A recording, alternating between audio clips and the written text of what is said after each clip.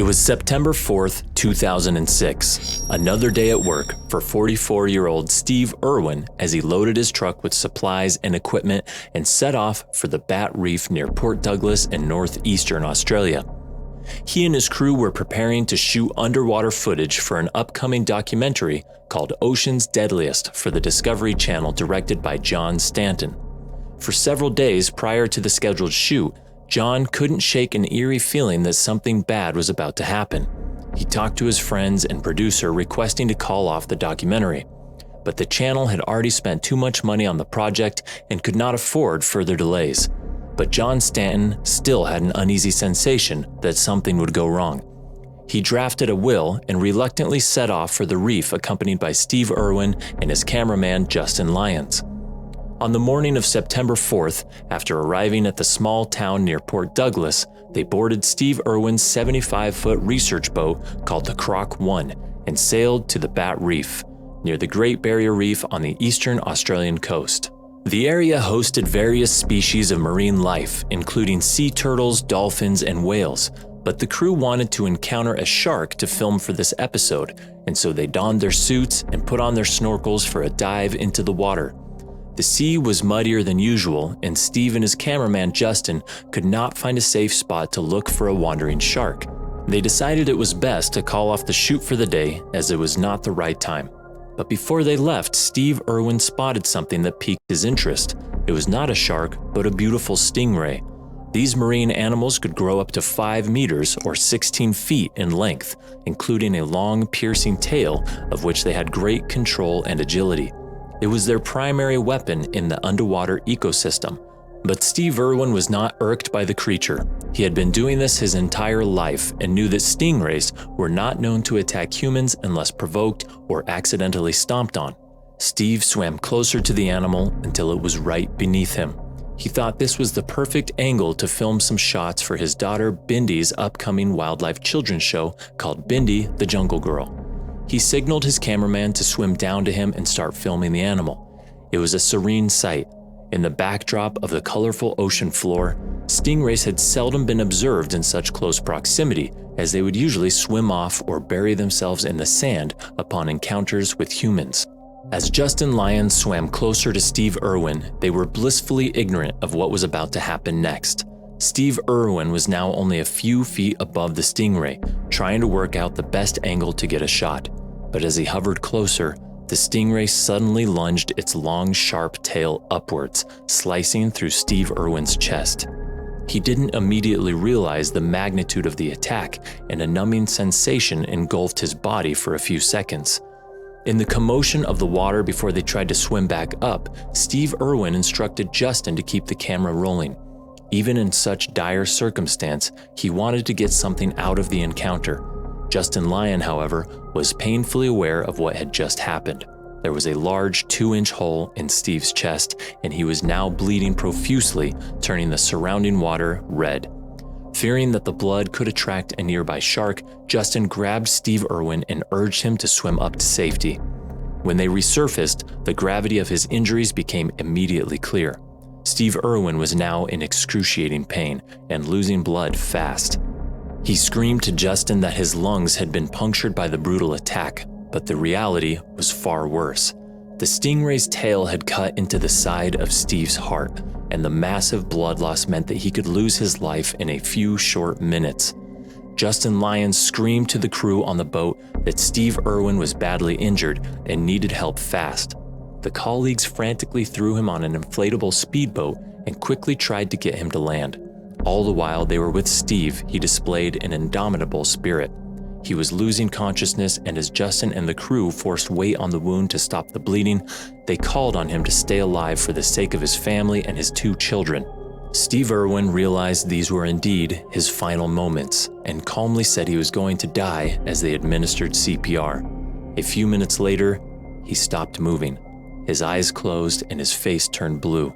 Steve Irwin, famed wildlife conservationist and beloved TV presenter, was dead. Got a beautiful white blaze on his chest. Oh! He thinks I'm gonna take the banana off him. I gave him the banana. And what do you want to be when you grow up? Just like my daddy. just like your daddy. Australian crocodile hunter Steve Irwin has died during a diving expedition near Port Douglas in Australia. He was a charismatic crocodile hunter who cheated death again and again. Terry Irwin has spoken of the loss of the man she called the love of her life. In a statement read by Steve's dad, she thanked the thousands who offered their condolences, and she's decided his public memorial will be held where Steve felt most comfortable, the crocodile pen at Australia Zoo. Paramedics were called on the shore for a faint chance of resuscitating him, but it only took them a few seconds to declare that Steve Irwin had succumbed to his injuries and passed away. Even if he had been taken to a hospital, there was little chance that he could survive a strike straight into his heart. The stingray's razor-sharp tail had cut through Steve's chest, and he died among the animals and wildlife he had loved and cherished his entire life. The entire ordeal, from the stab of the stingray's tail to the final moments that the paramedics were trying to revive Steve Irwin, were captured on Justin Lyon's camera. But in respect for Steve's fighting spirit and to save his family the pain of witnessing the scene of his death, Justin deleted the final copy of the tape after a brief police investigation. The footage was never seen or released, but the sight of Steve's horrifying and painful final moments remained forever ingrained in the memory of the crew on board and the colleagues that loved and cherished him. His wife and children were on a trip in Tasmania when they heard the news of Steve Irwin's demise, and they were devastated and inconsolable at the tragic loss of their husband and father. His wife Terry and his children Bindi and Rob immediately traveled to the Australia Zoo, which Steve Irwin had run, and were met with love and consolation from thousands of adoring fans outside. Steve Irwin had earlier remarked that he would consider his final purpose in life fulfilled if he could pass on the torch of nature conservation to his children. In keeping with their father's wish, Bindi and Rob became dedicated zookeepers and conservationists and worked to carry on Steve Irwin's legacy in honor of his tragic and untimely final affliction. Australia is well known for many things, least of all its kangaroos. Estimated to be around 50 million living on the mainland, these unique macropods rarely cause any trouble for people. But that's not to say that they are harmless creatures. They possess powerful weapons to ward off any threats, including sharp teeth and claws and powerful back legs that can deliver fatal blows. There are 4 different species of kangaroo: the red kangaroo, eastern gray kangaroo, western gray kangaroo, and the antilopine kangaroo. The largest is the red kangaroo, which can grow to 2 meters, 6 feet tall, with an extra 3 feet of tail. They can weigh up to 90 kilograms or 200 pounds. They are certainly not an animal you would want to get into a fight with. Sometimes males consider humans as a threat, largely because of our posture. Standing upright on 2 legs and facing a male kangaroo can be seen as a challenge. Thankfully, it is rare for kangaroos to lash out at people, but when they do, the results can be devastating. Kangaroos do not seem to cope well in captivity. They need the freedom to roam and can display behavioral difficulties when confined to wildlife parks or small enclosures. As such, a permit is required to keep them, and these are not given out lightly. But for one Australian resident, keeping a western gray kangaroo as a pet was done so without knowledge from local authorities. His name was Peter Eads, who was an animal lover and well known in the area for his flock of 60 alpacas. He was dedicated to his animals, establishing the Agonis alpaca stud in 1997. He knew every alpaca individually, giving every single one of them a name. But when he stumbled upon an orphaned Joey kangaroo, there was no way he was going to turn his back on it. He nursed the Joey back to health and raised him on his alpaca farm for 3 years. Despite tending to the kangaroo's every need, one day the kangaroo would turn on Peter. Nobody knows exactly what happened on that fateful day in September 2022, but the western gray Joey was now fully grown. He had reached sexual maturity, and it was breeding season. With testosterone high, the kangaroo was full of natural aggression and an instinctive need to assert his dominance. When Peter came out to the paddock to feed the alpacas, the kangaroo bounded over to him. It now stood at 1.3 meters, 4 feet 3 inches tall, and weighed just over 50 kilograms, or 120 pounds. Peter looked down at it and went to stroke it on the head affectionately, but instead of being greeted by the usual chirpy, cuddly-looking pet he had known for years, the kangaroo lashed out at him. Initially, it boxed him, striking Peter with its front legs. Peter backed away briefly as the kangaroo continued to lash out, its claws slicing through Peter's skin. Then it came in for the big hit. It launched itself into the air, and then using its muscular tail to balance on, it fired its 2 powerful back legs at Peter. The strike was so unexpected that Peter stumbled backwards and fell to the ground. Although the kangaroo's opponent was down, it didn't stop there. Peter was still in what it considered to be its territory. It continued to kick the 77-year-old, delivering deadly blows to Peter's head. Each time he tried to get to his feet, he was knocked back down. His head was cut and bleeding. It was pounding, and Peter felt it swirling before blacking out. He lay on the ground inside the alpaca paddock with the kangaroo standing over him. It wasn't until hours later that a member of his family called by. There was no answer from Peter inside his home, but when they walked to the back of the house, they spotted Peter lying on the ground and rushed towards him. He was unresponsive, and they immediately called the emergency services. When paramedics arrived, they raced to save Peter, but the kangaroo wouldn't let them near the fallen man. It rushed at them, threatening to deliver its fatal blows to them as well. They could see that Peter was still alive. His chest was still rising and falling. They were so close to helping him, but the kangaroo blocked their path. They needed backup. Police officers were dispatched to the location and shot the kangaroo. Only then could paramedics reach Peter, but by then it was too late. He had succumbed to his injuries and was unable to be revived. The attack was the first fatality caused by a kangaroo since 1936 and shook the southern town of Redmond in Western Australia. The care and devotion Peter had shown to his animals had taken a tragic turn. He had once stated that when he died, he wanted to be buried next to the grave of his favorite alpaca, Claudia. Following the success of the movie Crocodile Dundee, Australia saw a huge spike in American tourists, eager to experience the outback and what Australia had to offer. More than 250,000 Americans visited the country, a 27% increase on the year before. 24-year-old Ginger Meadows traveled to Australia from Aspen, Colorado. She had spent some time attending the America's Cup races that were held in Australia in February and now traveled around the country, exploring its natural beauty.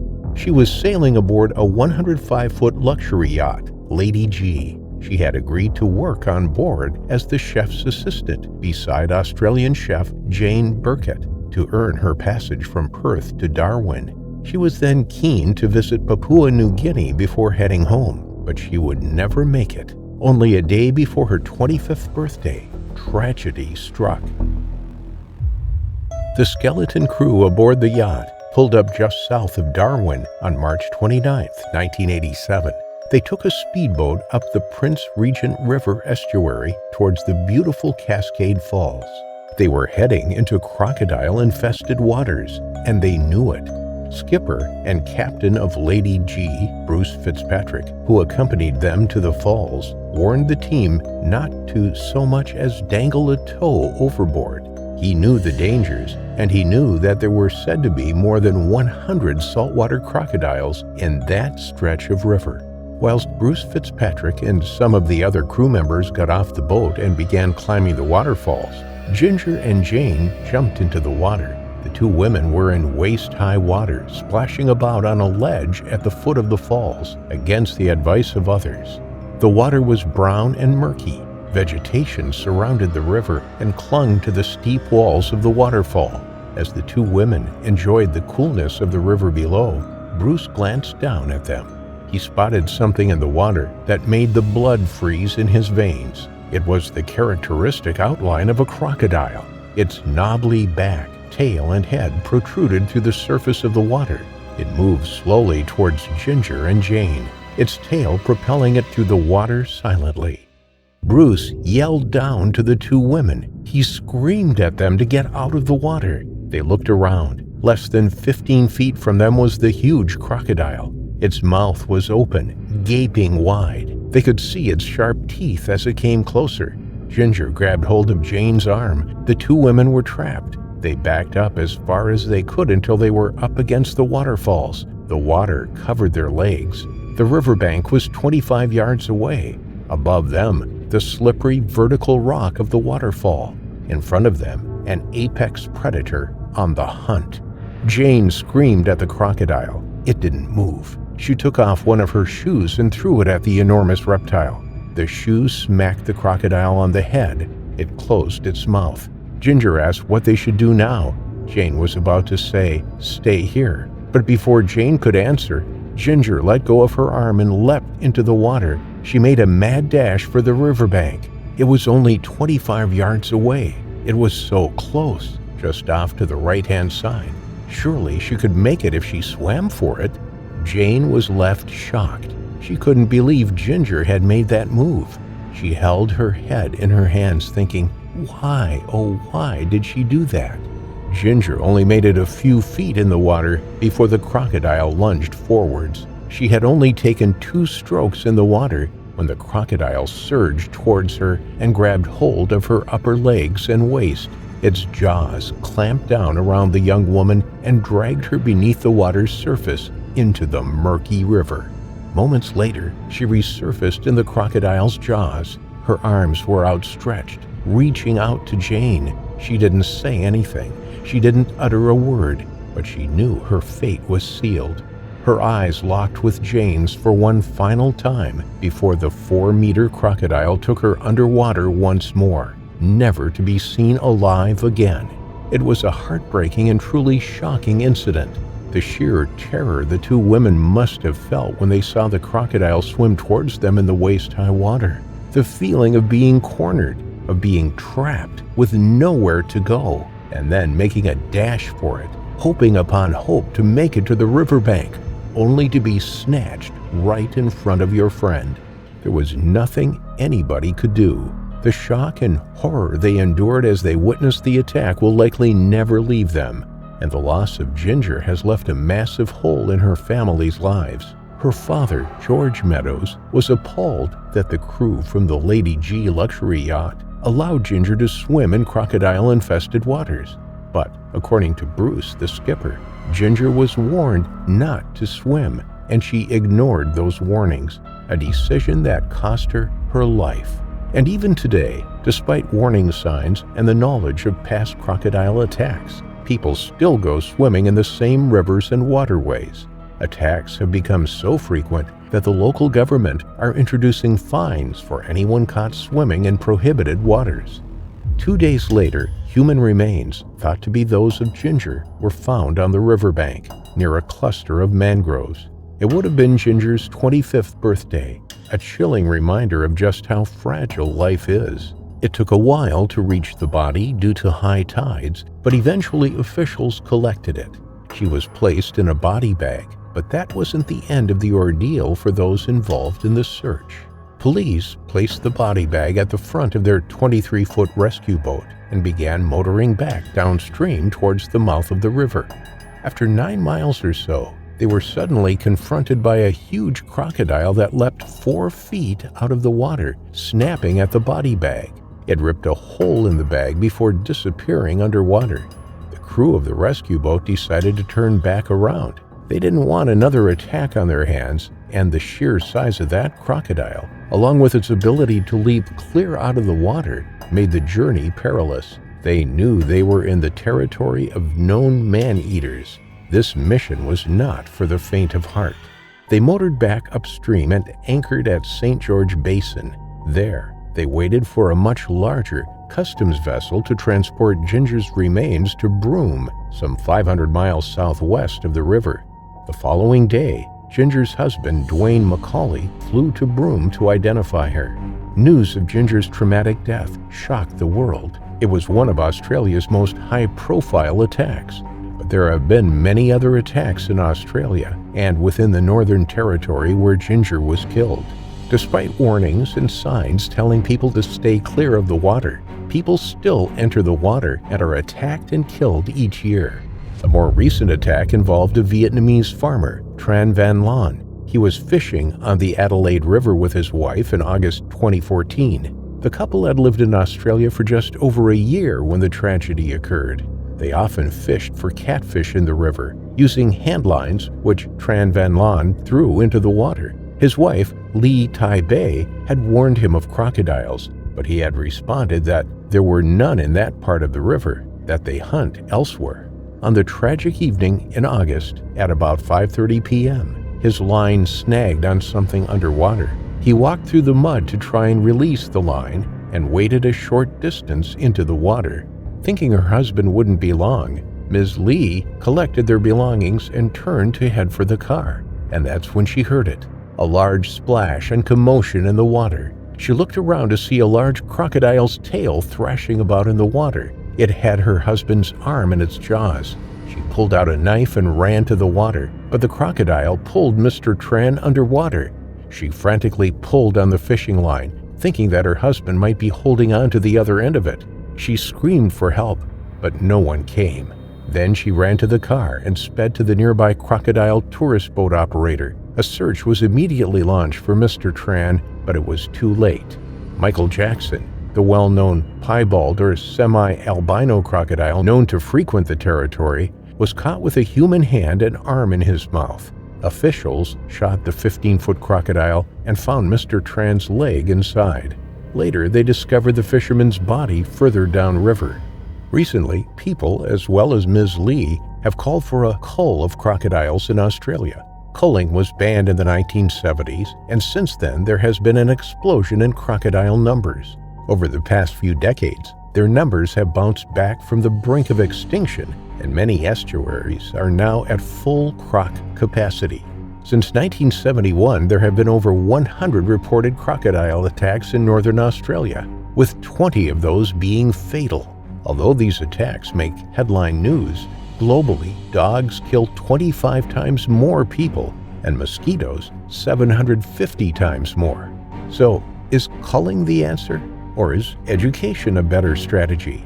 500 crocodiles are already culled in the Northern Territory every year, and a thorough education program called CrocWise saturates the local schools, communities, and media with crocodile safety information.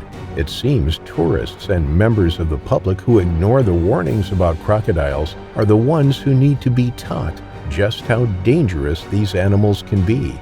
Those are usually the ones who meet their horrifying final affliction. Great whites are truly terrifying creatures and are considered by many to be the undisputed apex predators of the open waters.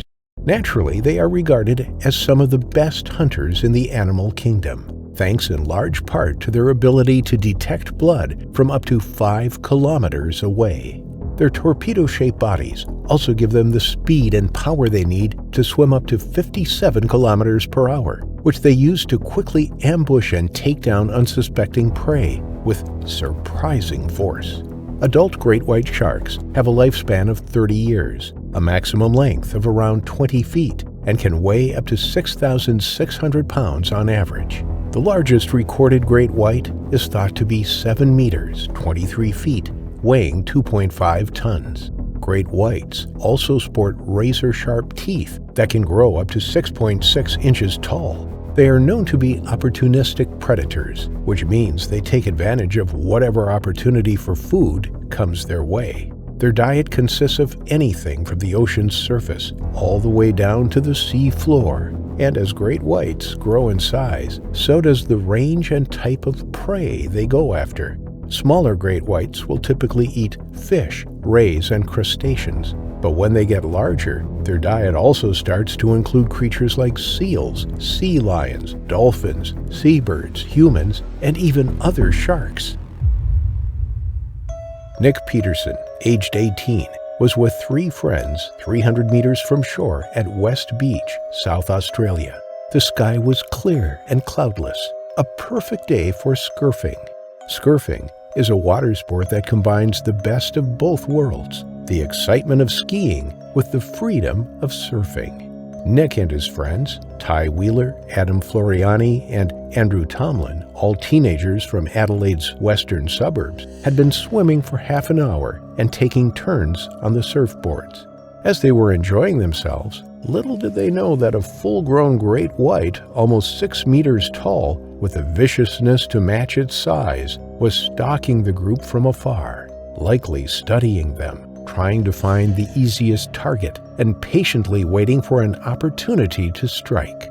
Large white sharks were a common sight in the area where Nick and his friends were enjoying their hobby. Almost 3 weeks prior to the incident, 2 men in a boat were nudged by a 5-meter white shark as they fished 10 kilometers off the shore of St. Kilda, north of Adelaide. The next day, a shark of the same size terrorized fishermen off North Haven before making swimmers scramble for safety at Tennyson, Henley Beach, and Glenelg beaches.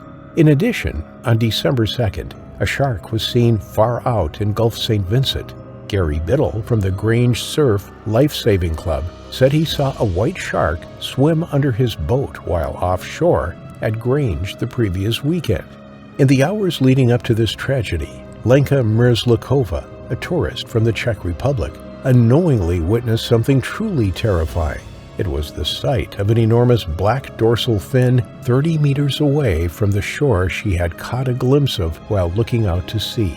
At first glance, she thought it might be a dolphin and decided to do little more than take a picture. As one of his friends was getting back onto their boat, Nick gleefully jumped into the water. That was when disaster struck. As soon as Nick's body touched the water, he was caught off guard by a gaping maw lined with razor-sharp teeth, lunging at him with unfathomable force after emerging from underneath the waters. The array of sharp teeth sank deep beneath Nick's flesh, grabbing him by the left shoulder and viciously shaking him around in an attempt to tear off large chunks of his body. Nick was writhing in pain, and his friends made the hopeless effort of trying to rescue him by hitting the water with their paddles, but it was too late. The vicious shark would circle around and then submerge with Nick still in its jaws numerous times before submerging one final time. Nick was gone for a second at this point, but before his friends could even process what had just happened, Nick resurfaced, and as soon as his friends shifted their gaze toward him, they were all mortified beyond words by what they saw. It was Nick, now floating face down, motionlessly, and with his lower half completely gone. Nick's body drifted amidst an unholy pool of blood, tissue, and half-torn organs. Immediately after the attack, Nick's mates raced south to the Adelaide Shores boat ramp. Minutes later, one of the teenagers ran up the beach in tears, shouting to swimmers to get out of the water. Later on, it was rumored that another smaller 14.5-foot great white was briefly glimpsed feeding on the vestiges. This took place while hundreds of people were present at the shoreline, and after a meticulous beach and sea search, the only found remnants of Nick Peterson were 2 small pieces of one of his lungs.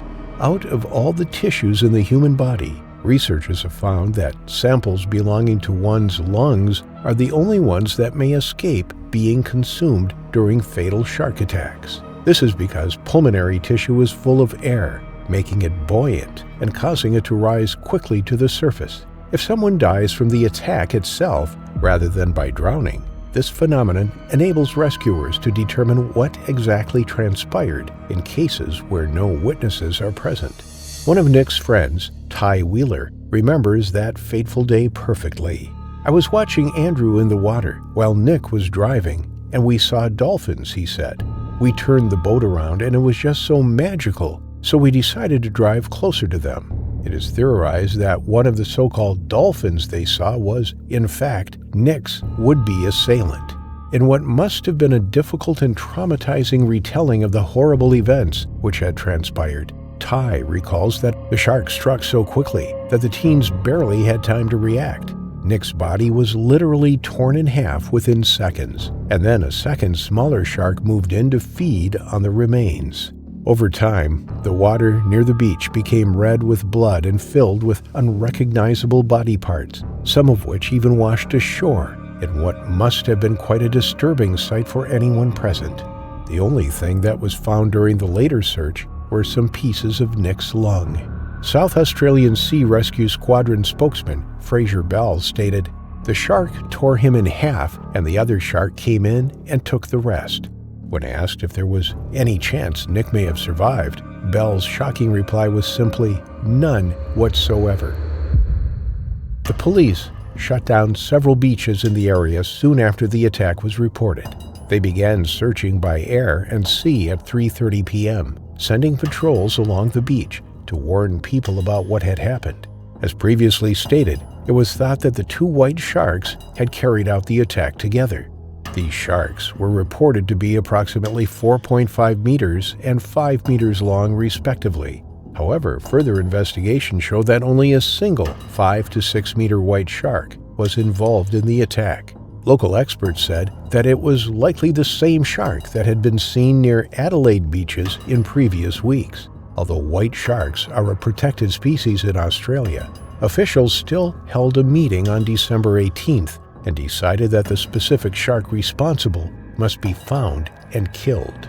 On that very same day, Nick's parents, Philip and Leonie Peterson, were interviewed at West Beach. They stated, "We don't advocate the indiscriminate killing of any shark. They are to be admired, appreciated, and respected, and Nick knew that," said Philip Peterson. Unsurprisingly, two of Nick's friends had to undergo therapy due to the devastating trauma they went through, a trauma that may never fully heal or depart from their memories.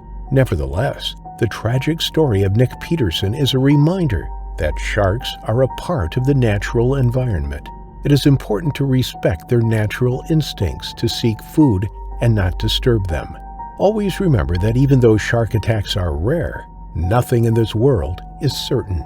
Both tragedy and fortune are likely outcomes when spinning the wheel of fate, and no one should ever feel too comfortable in shark territory, especially if they are not familiar with the area. It is crucial to always be aware of your surroundings and take caution when swimming in an area where these majestic animals are known to roam, because if you don't, you may find yourself little more than a formless mass of flesh and bone, drifting atop the crimson-red waters, with your last thoughts being of your final affliction. The cassowary, native to the lush landscapes of Papua New Guinea, Indonesia, northeastern Australia, and the surrounding islands, is a magnificent bird. Standing at an imposing height of 6.5 feet and weighing upwards of 130 pounds, the cassowary is the second heaviest living bird, only surpassed by the ostrich. It's truly the closest living thing to a dinosaur. Despite its primarily herbivorous diet of fruit and seeds, the cassowary is not to be underestimated, as its aggressive side has earned it the reputation of being the world's most dangerous bird. The shy and elusive nature of the cassowary has made it difficult for researchers to study the 3 extant species of the bird, with much still unknown about these fascinating creatures. One of the species' defining features is the blue skin on its face and neck, and the keratinous casque on its head, which scientists are still divided on what its purpose serves. Some theories suggest that the casque serves as a weapon in fights between cassowaries, or as a tool to bash through dense underbrush, but these have yet to be scientifically proven. However, what is known is that the cassowary is not to be trifled with its 3-toed feet and sharp claws, including a 5-inch-long dagger-like talon on one toe. When the cassowary feels threatened, it has been known to use its feet as weapons, and it is this that has resulted in numerous attacks on both humans and dogs. During World War II, American and Australian soldiers stationed in New Guinea were warned to keep their distance from these birds, recognizing the threat they pose to human safety. A 2003 study found records of 221 cassowary attacks, with 150 of these attacks being against humans and the remainder against domestic dogs. In many cases, dogs have been killed as a result of these attacks, including a case in 1995 when a dog died from an intestinal rupture after receiving a kick from a cassowary. In 2012, a tourist in Queensland was kicked off a ledge into a body of water by a cassowary, but thankfully escaped unharmed. There are thankfully only a handful of fatalities from the legendary cassowary, the first being that of Philip McLean, and is truly terrifying. Philip, at the young age of 17, and his 14-year-old brother, Granville McLean, were out in Mossman, a sugarcane growing area in far north Queensland, searching for their horses when they stumbled upon a horrifying sight. Their dog had become cornered by a large cassowary, the world's most dangerous bird. The dog was getting beaten up, and Granville rushed in to help, only to be kicked in the leg by the bird. Philip then attempted to protect his brother and the dog by attacking the cassowary with the horse bridle he was carrying. However, Philip's bravery proved to be fatal as he received a strike to the neck from the bird's 5-inch-long talon.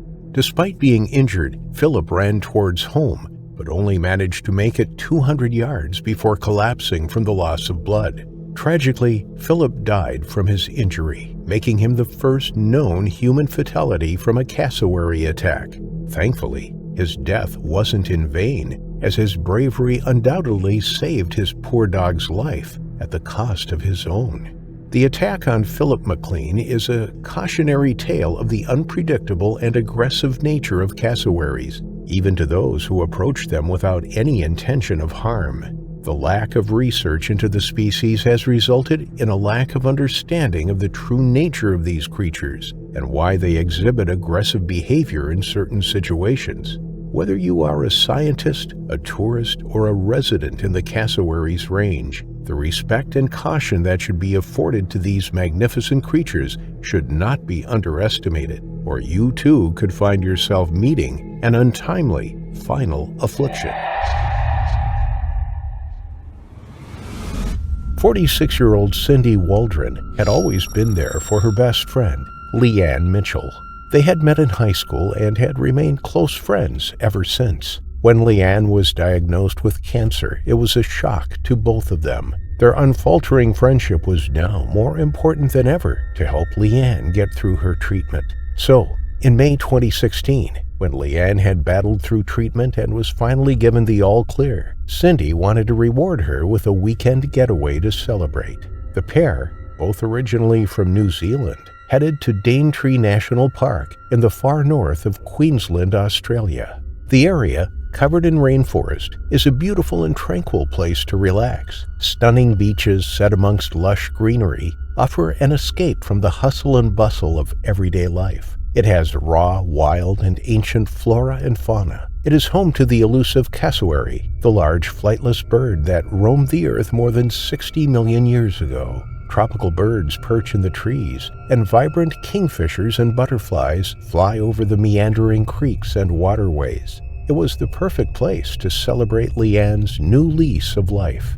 Cindy had moved to Australia from New Zealand 18 years before. She worked as a photographer in Lithgow, in North-South Wales, and knew the country well now. She was excited about the trip and left her family behind so that she could really enjoy the weekend with her best friend. On the last evening of their visit, when the stars were out, the pair headed down to Thornton Beach near Cape Tribulation, and in the darkness they failed to notice the warning signs erected along the perimeter of the beach. These depicted the very real dangers posed by crocodiles in the area. Swimming was not recommended, and visitors should remain a safe distance from the water's edge. But the canopy of stars, the beach, and surrounding water looked picture perfect. Either the two women didn't see the signs, or they ignored them. They ran around on the beach like little girls again. Then they walked arm in arm along the sand. They kicked their shoes off and stepped down towards the water.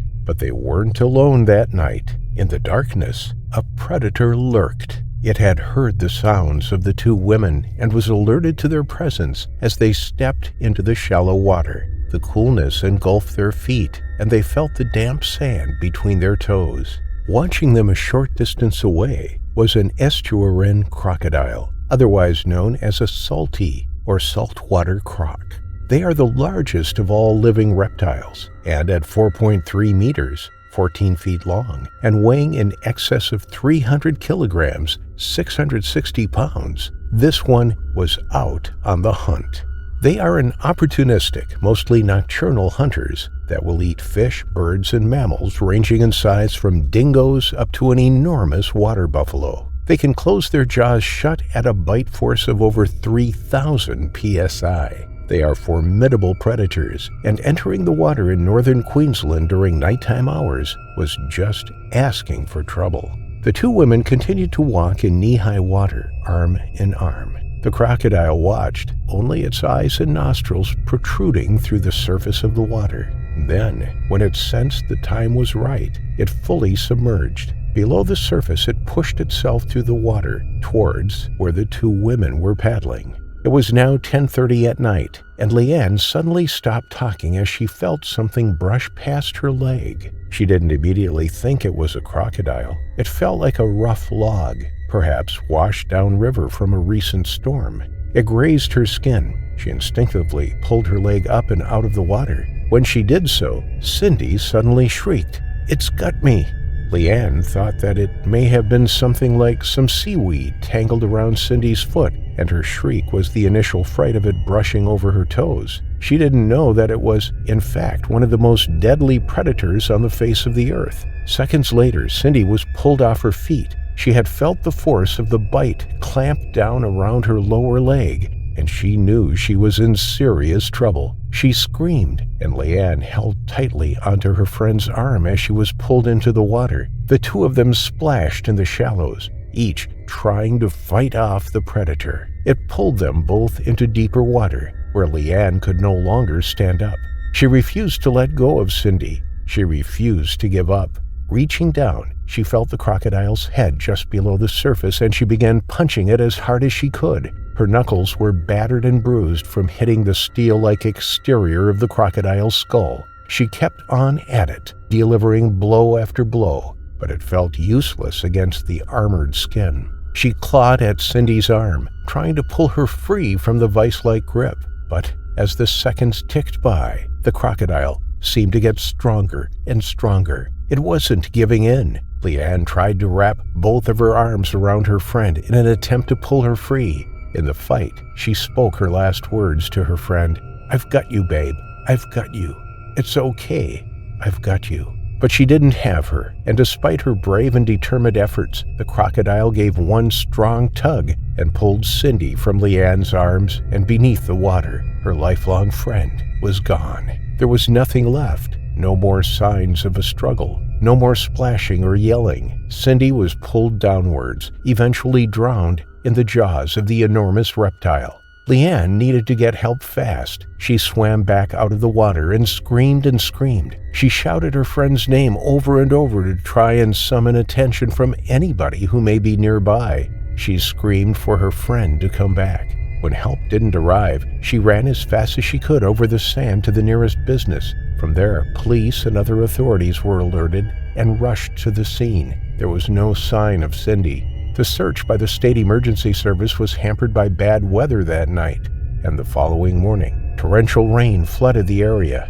Even so, they deployed one of their search boats, which ran up and down the coastline, looking for any signs of the missing 46-year-old. Rangers from nearby Townsville joined the large-scale search the following day, whilst Leanne received treatment at Mossman Hospital. She had sustained puncture wounds and grazes from the battle, and was in a state of shock. As a search and rescue helicopter scoured the open water, smaller boats from the water-based police unit tracked up and down nearby rivers. The local cafe on the beach was closed to the public as it became used as the command post. Wildlife experts also provided assistance and knowledge for the authorities. After an extensive search, a large crocodile that was known to inhabit the water where Cindy was taken was caught. It was the prime suspect in the attack, and officials euthanized it. When they cut it open, there were human remains inside, thought to belong to Cindy. They were satisfied that they had caught the correct crocodile. Cindy's father and sister traveled from New Zealand to Thornton Beach. They needed to see where Cindy had been in her final moments. They knew she would often do crazy things, and this, said her father, was certainly on the list of crazy. They said an emotional farewell on the beach and ended by saying that they didn't want the crocodile to come to harm. It was a terrible end to what was supposed to be a celebratory weekend away. Cindy will always be remembered by her loved ones. Although any tragic incident like this is a shock for everyone, locals weren't surprised to hear about it. Only a couple of weeks earlier had a man entered the water in exactly the same spot for a dip when he was urged to get out by locals. Despite the warning signs and knowledge of crocodiles in Australian waters, people still go swimming in dangerous locations. Its water is so inviting, and the countryside is picturesque, but people need to be more croc-aware. The attack on Cindy was entirely avoidable. Had the two women adhered to the warnings and not ventured into the water that night, then the attack never would have happened. Following the tragedy, the state government allocated an extra $5.8 million over 3 years for comprehensive population surveys and crocodile management. On average, 2 people every year are killed by crocodiles in Australian waters. People know they are out there, and yet they still take the risks, resulting in people like Cindy Waldron meeting their terrifying final affliction. Port Lincoln is a town in the Australian state of South Australia on the lower Eyre Peninsula. Widely regarded as Australia's seafood capital, Port Lincoln is also a famous tourist destination due to its stunning scenery and oceanfront environment. It's a perfect location for yachting, scuba diving, shark cage diving, and game fishing. It has an exquisitely complex ecosystem with a variety of different wildlife, such as gray kangaroos, koalas, brown snakes, blue-tongued lizards, geckos, and pygmy possums. Port Lincoln is also home to a thriving population of dangerous yet majestic aquatic sea creatures, including jellyfish, whales, and of course, great white sharks. The great white shark is without question one of the ocean's most terrifying apex predators. It stands out among other members of the shark family due to its size, with males averaging 3.5 to 4 meters, and the females often reaching 5 meters. Although rare, some females can reach an astonishing 6.1 meters in length and 1,900 to 2,200 kilograms in weight, weighing more than most standard SUVs. Their jaws are capable of delivering a devastating bite force of over 4,000 psi. The great white is armed with over 300 individual razor-sharp teeth, up to 6 inches in length, and can easily tear a full-grown human in half within seconds. Despite its reputation as a mindless killing machine, it's the belief of many lead scientists that the great white shark is in fact a highly intelligent, highly inquisitive predator. Its primary prey, seals and dolphins, are very clever animals, and the shark has evolved a sophisticated brain in order to sneak up and outsmart them. Few can think of a more terrifying scenario than being stranded in the middle of the ocean, floating atop the dark blue waters, when suddenly you are horrified by the sight of a large gray fin circling around you. Tragically, what may be regarded as a nightmare for some people became a reality for Shirley Ann Durden and her family. 33-year-old Shirley was a housewife who lived alongside her husband Barry, along with their 4 children, in an Australian town known as Kangaroo. Ever since they got married, the couple dreamed of one day abandoning the boring old farm life and living by the beach. So when Barry told her he'd finally managed to secure a home for them near Port Lincoln Beach, Shirley was overwhelmed with joy. After settling in, the couple spared no effort in enjoying their new home and would spend many days relaxing by the beach, sunbathing, fishing, and scuba diving. Life seemed perfect for the couple, and they couldn't be happier. One day, a friend of Barry's, Keith Coventry, came over on a visit and asked the couple if they'd like to go scuba diving in search of fresh scallops. The couple, who were no strangers to scuba diving, couldn't resist the temptation of yet another exciting day in their personal paradise. On March 3, 1985, the trio arrived at the beach and began putting on their diving gear, informing the kids they'd be gone for a while. Not wanting to waste any time, the three adults swam into the 7 feet deep water and began scouring for scallops. As they were busy looking for the delicious delicacy, a dark figure was watching from the shadowy waters, a gigantic, bloodthirsty great white shark, estimated to be about 20 feet in length. Full-grown great whites rarely, if ever, venture close to shallow waters, so the trio didn't feel the need to watch their backs or be attentive. They knew the odds of a shark encounter is astronomically low, and even if they did encounter a shark, only a fraction of them actually end in a fatality. Most recorded bite incidents occur in low-visibility waters, or in other settings that impair the shark's senses. The species, more often than not, appears to dislike the taste of humans. According to studies on the sharks, they can detect whether or not an object is worth preying on after just one bite. Humans are for the most part too bony for the shark's liking. Great whites tend to favor seals because of how plump and high in protein they are. Rather than being eaten alive, most shark attack fatalities are often the result of blood loss after the initial bite. Between 1990 and 2011, there were 139 unprovoked great white shark attacks, and only 29 of them were fatal.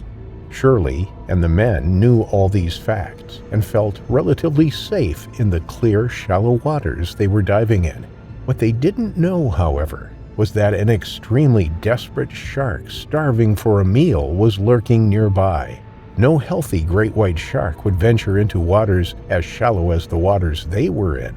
After filling up their bags with fresh scallops, Barry and Keith made their way to the beach where the kids were playing. Shirley, on the other hand, was too busy admiring the gorgeous underwater scenery to notice the looming threat behind her. Finally deciding to head back to shore and join the others, Shirley resurfaced and began swimming toward the beach, waving to the two men and gleefully announcing how many scallops she had managed to catch for herself. As the two men waved back, Barry noticed something in the distance, a large gray fin growing bigger and bigger as it seemed to be dashing in Shirley's direction. Barry, who had finally realized what was about to happen, tried to warn Shirley of the danger behind her, although just before he could open his mouth, he saw something that left him speechless. The gut-wrenching sight of a shark's gaping mouth emerged from under his wife, flinging her helpless body several feet out of the water. The shark had its jaws clamped down over her entire lower body. As Shirley's body slammed back down into the water, her blood-curdling screams were all that could be heard as the beast tore her apart by viciously shaking its head. Shirley continued to struggle for several seconds before the beast finally dragged her down into the depths below.